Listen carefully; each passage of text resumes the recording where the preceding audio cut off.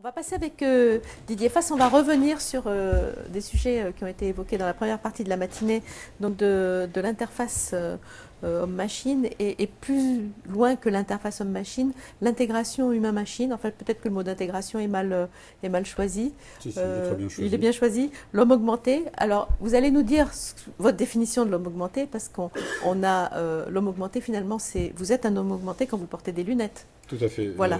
C'est pas la même chose que le transhumanisme, dont on entend aussi beaucoup parler en ce moment. Absolument pas. Je n'ai pas peur de mourir, et même si je sais que la probabilité de mourir est égale à 1. Maintenant que je le sais, je peux passer à autre chose, et je n'ai plus peur d'agir et de vivre tranquillement en prenant des risques et en innovant. Voilà, alors avec vous Didier Fass, donc vous êtes professeur associé à l'ICN Business School, donc c'est l'ICN de Nancy, l'école de commerce de Nancy. Vous portez le projet Artem, donc l'homme augmenté. Oui, c'est un projet de recherche qui s'appelle l'homme augmenté, qui est un projet pluridisciplinaire qui permet de réfléchir à la fois aux approches d'ingénierie, aux approches organisationnelles et aux approches design, voir le rôle de l'artiste et de l'esthétique dans la conception d'interface homme-machine, en particulier dans des domaines comme les cockpits d'avion ou l'habitabilité des modules spatiaux dans les années à venir. Et alors, ce qui fait rêver, c'est que vous travaillez sur le projet à 2035, nous envoyer sur Mars, c'est ça? Oui, je travaille avec... Le mieux, c'est que je vous laisse faire votre présentation, et je crois que vous partez d'un exemple très, très concret d'une illustration. Oui, en fait, initialement, je suis chirurgien-dentiste, même si j'en ai plus l'air. Je suis toujours inscrit au tableau de l'ordre de Meurthe-et-Moselle. Ça fait 20 ans, ça va faire 20 ans le 31 août 2016 que j'ai arrêté une activité de praticien pour me consacrer à une activité qui allait, sur des problèmes pratiques, m'amener aujourd'hui à des travaux théoriques sur la notion d'intégration de système et d'homme augmenté et sur des approches fondées sur l'ingénierie par les modèles.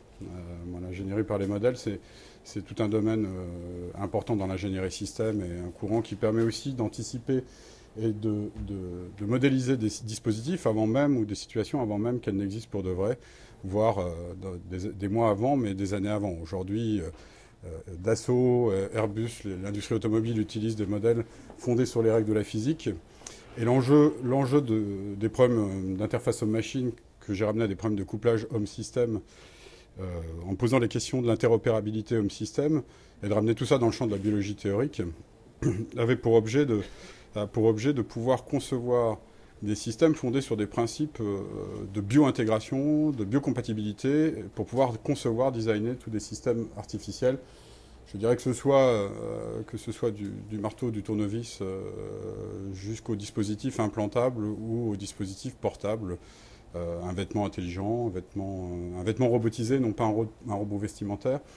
Et je suis parti de problématiques de praticien, à savoir que je me suis intéressé pour ma thèse d'exercice à des problèmes d'aide au diagnostic, de modélisation de connaissances, de systèmes à base de connaissances pour l'aide au diagnostic en IRM et en scanner pour des pathologies de l'articulation temporomandibulaire. Et l'enjeu, c'était pas de développer au départ, ce n'était pas de développer un système expert, mais de travailler sur l'analyse critique du raisonnement diagnostique.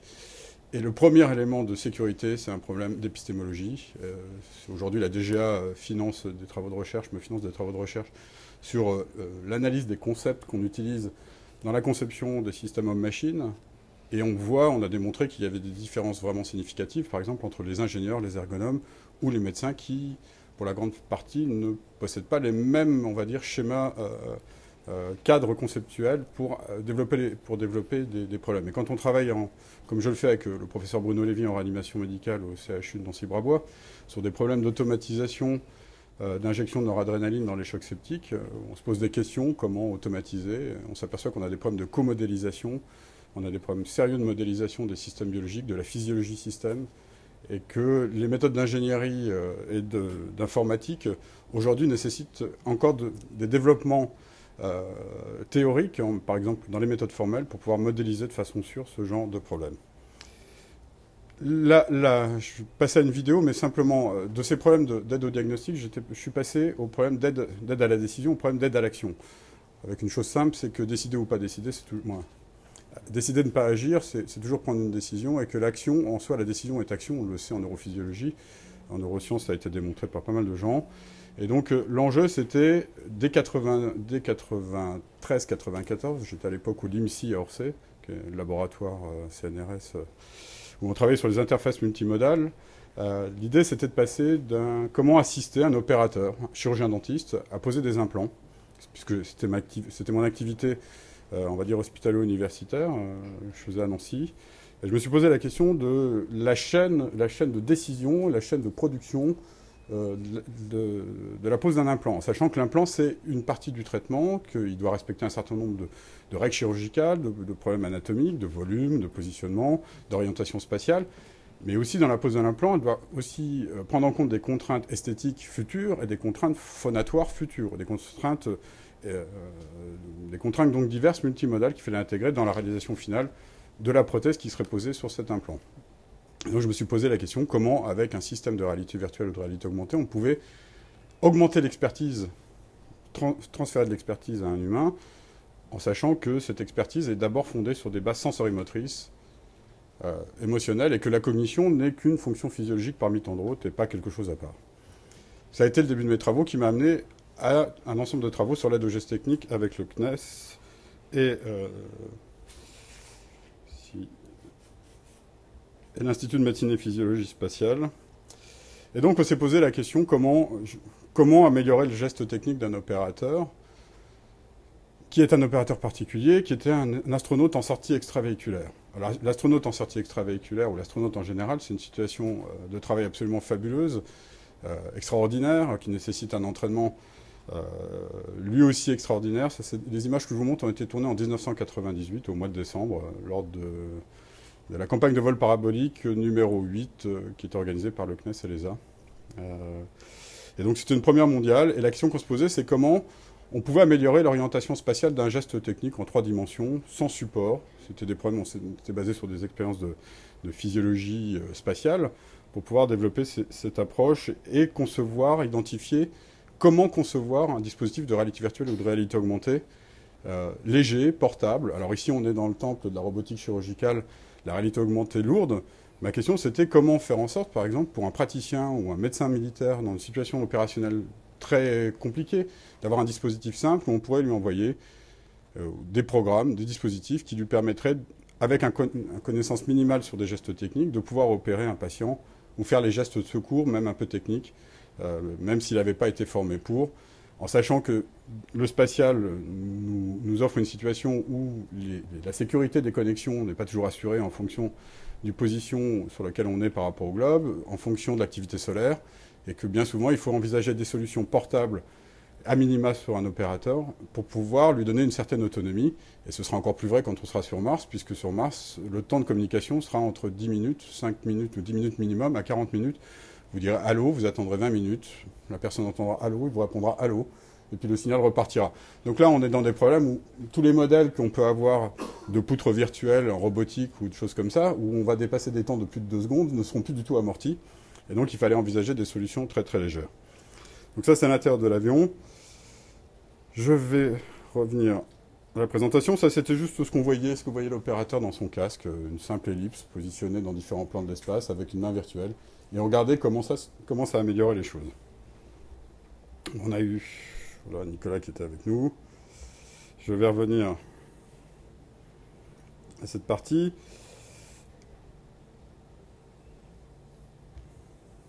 Voilà les résultats qu'on a obtenus en situation sans support en haut, avec support en dessous. On voit que dès 98, on était capable d'améliorer, en tout cas au moins dans 2 dimensions, la qualité du geste technique, du geste graphique d'un opérateur en microgravité avec des systèmes de réalité virtuelle ou de réalité augmentée, et avec un certain nombre de contraintes techniques qui nécessitaient aussi d'aller voir aussi d'autres modalités, des retours d'effort, voire des retours auditifs. Donc cette situation extraordinaire a un intérêt, c'est qu'elle nous pose les problèmes à la fois de l'aide opérationnelle, mais aussi du support vie, qui doit être intégré.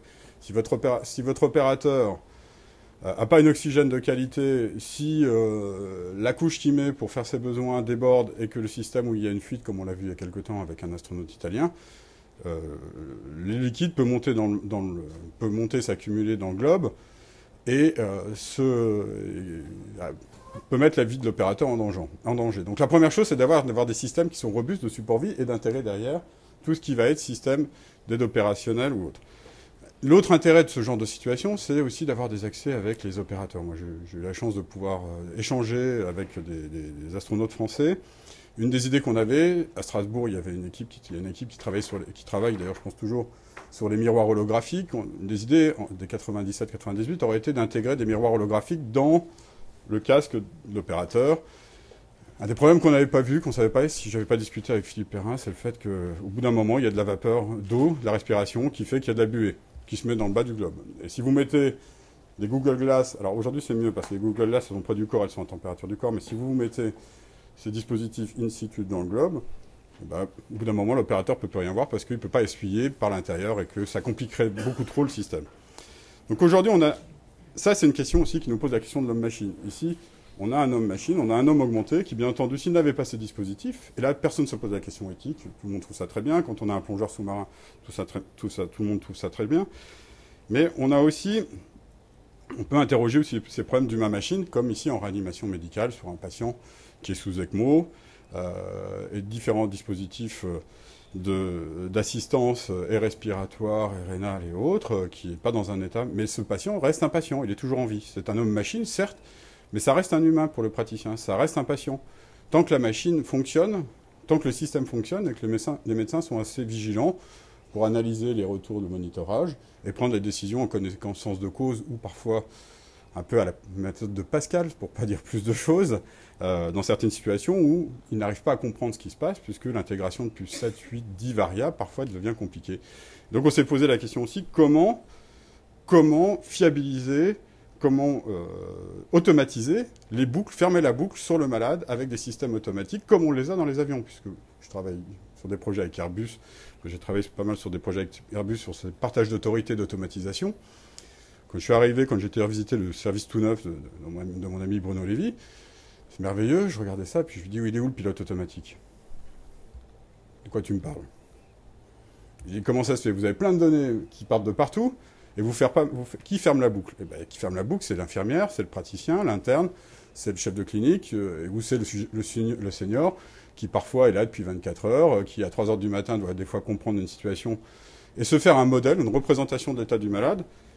Et la question, c'est comment est-ce qu'on peut vous aider pour faire ces modèles pour que ce soit des modèles beaucoup plus fiables, beaucoup plus prédictifs, sur lesquels vous puissiez simuler un état quand vous ne comprenez plus rien, avec les données en entrée, et pouvoir avoir en sortie quelque chose que vous pourrez manipuler directement dans votre champ d'expertise et qui vous aidera à reprogrammer la pompe de noradrénaline ou à prendre une autre stratégie thérapeutique si elle est nécessaire.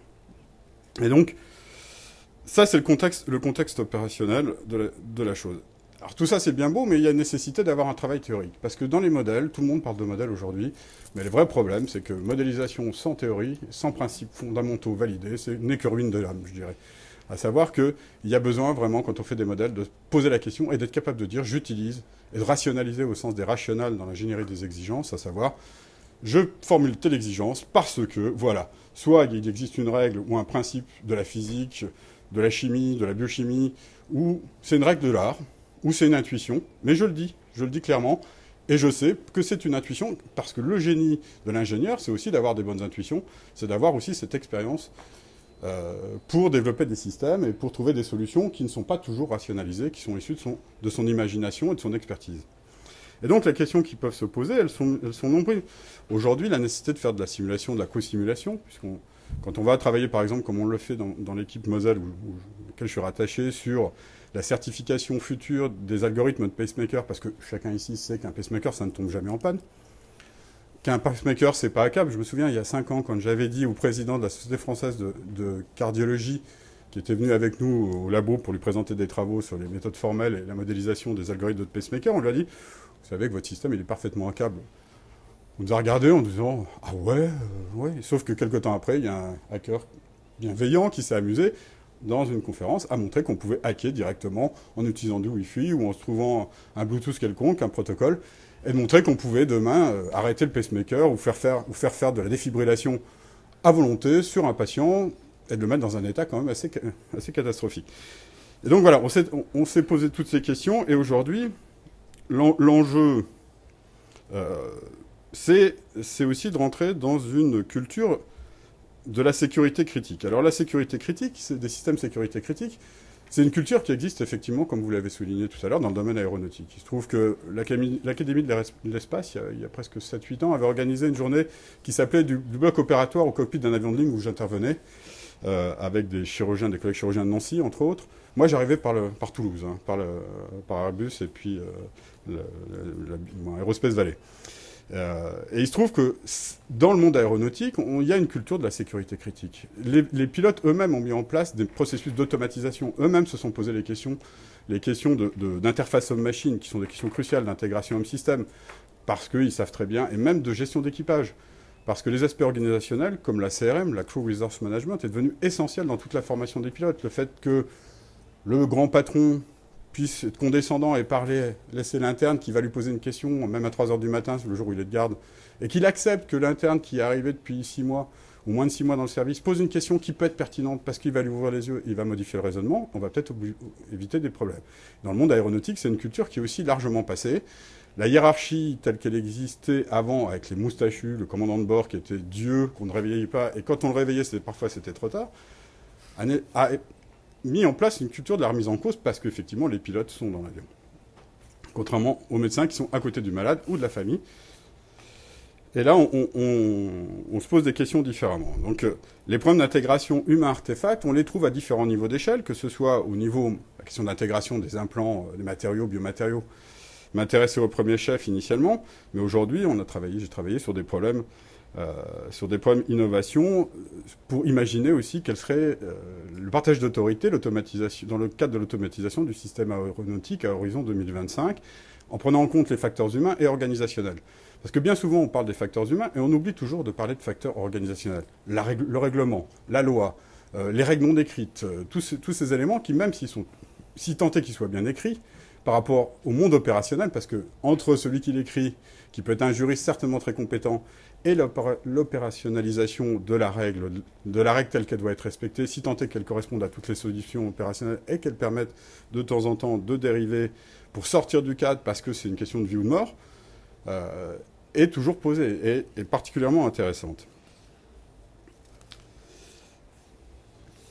Il vous reste 2 minutes ? Oui, je vais accélérer. Donc, un des problèmes, pour rentrer un peu dans les problèmes futurs, aujourd'hui, je n'irai pas beaucoup plus loin parce qu'effectivement, je pourrais parler un certain nombre, un certain temps, et sur les problèmes de cybersécurité, d'investigation numérique, de preuves, d'hypothèses, parce que c'est un domaine dans lequel je suis fortement impliqué au niveau de l'AFSIN ou du centre expert de cybersécurité française qui est dirigé par le colonel Foissinet.